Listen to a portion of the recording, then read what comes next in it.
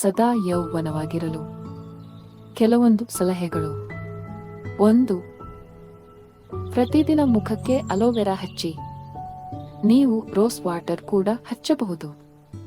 ಇದರಿಂದ ತ್ವಚೆ ಮೃದುವಾಗುತ್ತದೆ. 2. ಒಂದೇ ಕಡೆ ಕುಳಿತಲ್ಲೇ ಕುಳಿತುಕೊಳ್ಳಬೇಡಿ.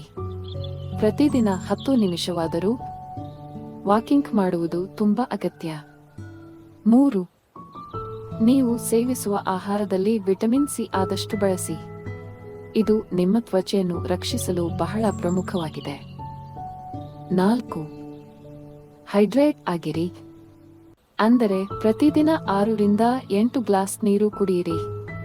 ಇದರಿಂದ ನೀವು ಹೈಡ್ರೇಟ್ ಆಗಿ ಇರುತ್ತೀರಾ.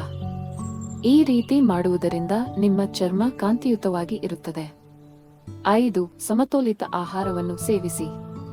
ಆಹಾರದಲ್ಲಿ ಹೆಚ್ಚು ಹಸಿರು ತರಕಾರಿ ಇರಬೇಕು ಮತ್ತು ಪ್ರೋಟೀನ್ ಭರಿತ ಆಹಾರ ಸೇವಿಸುವುದು ಒಳ್ಳೆಯದು.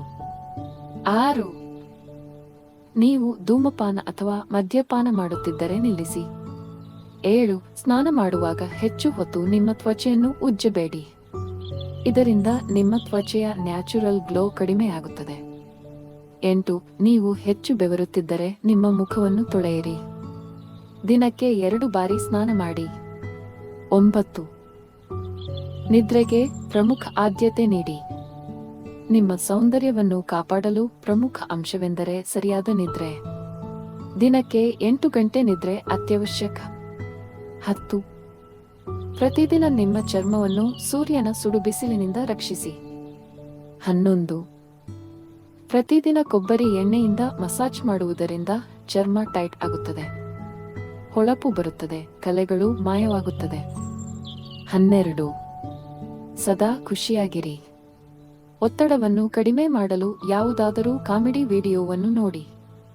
13. ಸೌಂದರ್ಯದ ಮತ್ತೊಂದು ಗುಟ್ಟೇನೆಂದರೆ ಅದು ನಗುಮುಖ.